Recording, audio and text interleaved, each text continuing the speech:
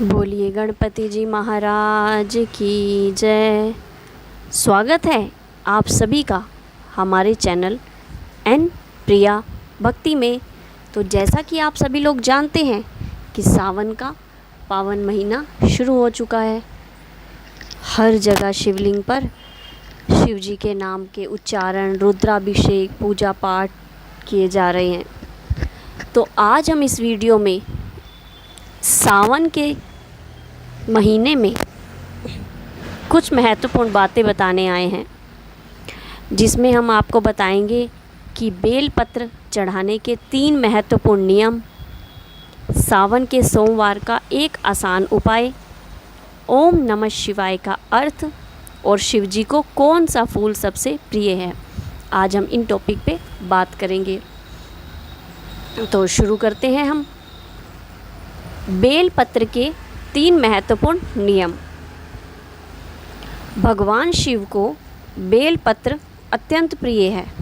शास्त्रों में कहा गया है कि एक बेलपत्र अर्पित करने से कई यज्ञों के बराबर पुण्य प्राप्त होता है, लेकिन बेलपत्र चढ़ाते समय कुछ नियमों का पालन करना आवश्यक है।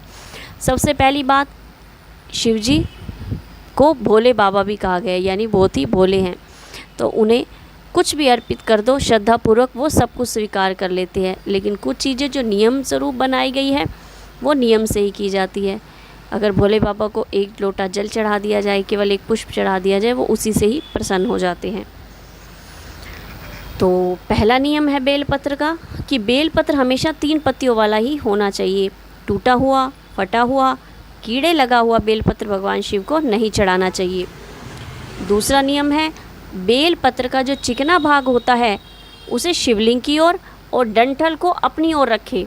ऐसा करना शुभ माना जाता है। कि कई बार लोग बेलपत्र को किसी भी तरीके से चढ़ा देते हैं, जिन्हें नहीं पता होता वो भी कि सिर्फ बेलपत्र चढ़ाने। देखो, श्रद्धा तो अपनी जगह ज़रूर मायने रखती है, लेकिन अगर किसी चीज़ के नियम बनाए गए हैं तो वो कुछ सोच समझ के ही बनाए गए हैं।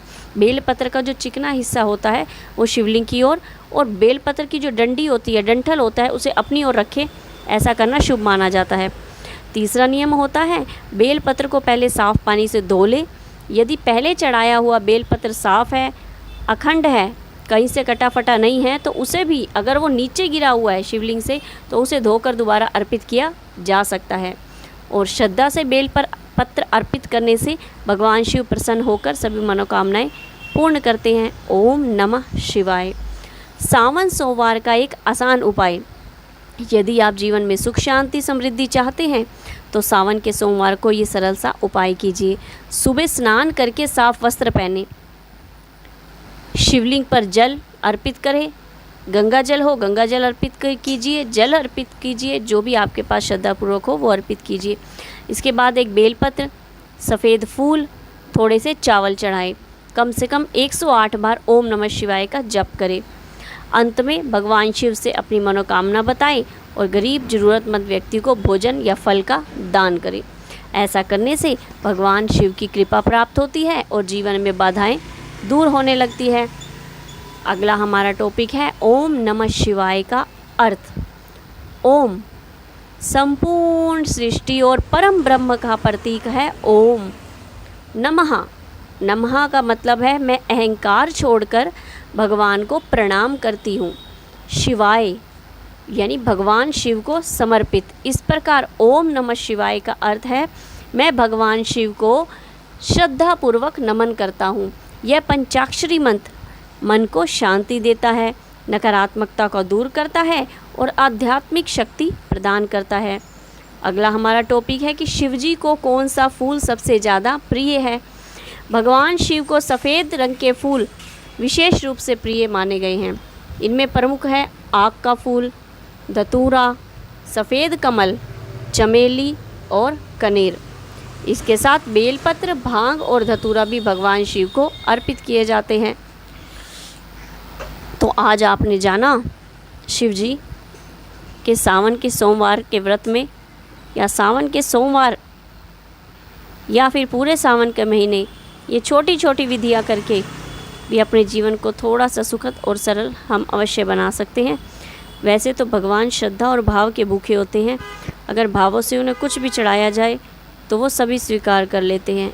इसके साथ ही अगर कुछ भी हम चढ़ाएं उससे ज़्यादा अगर वेस्ट हो रहा है तो उसे हम किसी ज़रूरतमंद को या गरीब को दे दें ताकि किसी की भूख मिटे। क्योंकि कहते हैं ना, आत्मा में ही परमात्मा का वास होता है। क्योंकि आत्मा तृप्त होती है तो परमात्मा भी तृप्त होता है, क्योंकि आत्मा ईश्वर तक ही जाती है, ईश्वर के लोक तक ही जाती है। इसलिए अभी चाहे वो कीट हो, चाहे वो चींटी हो, चाहे वो गाय हो, चाहे वो पशु हो, चाहे वो पक्षी हो, चाहे वो इंसान हो, कोई भी हो, जीव कोई भी हो, अगर हम उसके पेट में डालते हैं तो वो आत्मा से परमात्मा की ही तृप्ति होती है, जिससे ईश्वर खुद प्रसन्न होते हैं। तो इसलिए जैसा आपको ठीक लगे श्रद्धापूर्वक अपना सावन के सोमवार में कीजिए। और यदि आपको हमारी ये जानकारी उपयोगी लगी हो तो वीडियो को लाइक करें, सब्सक्राइब करें और शेयर करें। हमारे चैनल एन प्रिया भक्ति को सब्सक्राइब करना ना भूलिए,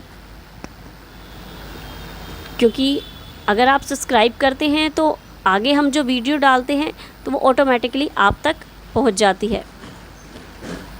तो आशा करते हैं कि आपको हमारी ये छोटी सी वीडियो पसंद आई होगी। हर हर महादेव। ओम नमः शिवाय। परमपिता परमात्मा सबका कल्याण करे। ओम नमः शिवाय। ओम नमः शिवाय।